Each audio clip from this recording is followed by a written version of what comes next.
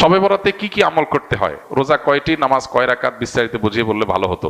লাইলাতুন নিসফে মিন শাবান, মধ্য শাবানের রাত, এর ফজিলত সাব্যস্ত আছে। আল্লাহ তাআলা এ রাতে মুশরিক হিংসুক ছাড়া বাকি মানুষদেরকে মাফ করে দেন। এবং এ রাতের ফজিলত সংশ্লিষ্ট আরো অনেকগুলো হাদিস আছে যেগুলো জয়ীফ সূত্রে বর্ণিত, কিন্তু এই একটা হাদিস গ্রহণযোগ্য সূত্রে বর্ণিত হওয়ার কারণে অন্য যেগুলো আছে সবগুলোর একসাথ করলে মোটা দাগে লাইলাতুন নিসফে মিন শাবান বা মধ্য শাবানের রাত, এটার নাম আমরা সবাই বরাত দেই। আসল নামটা, হাদিস দেওয়ার নাম কোনটা? লাইলাতুন নিসফে মিন শাবান, মধ্য শাবানের রাত। সবে বরাত এটা আসল নাম না।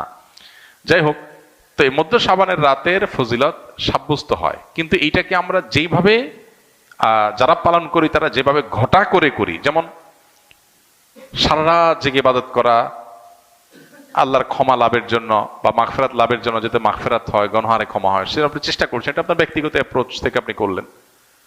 এই রাতের রোজা, এই দিনের রোজা আপনি আইয়াম বীজের রোজার অংশ হিসেবে রাখলেন, শাবান মাসে বিশেষ রোজা রাখতেন রাসূলুল্লাহ সাল্লাল্লাহু আলাইহি ওয়াসাল্লাম, সেই হিসেবে রাখলেন, খুবই প্রশংসনীয়।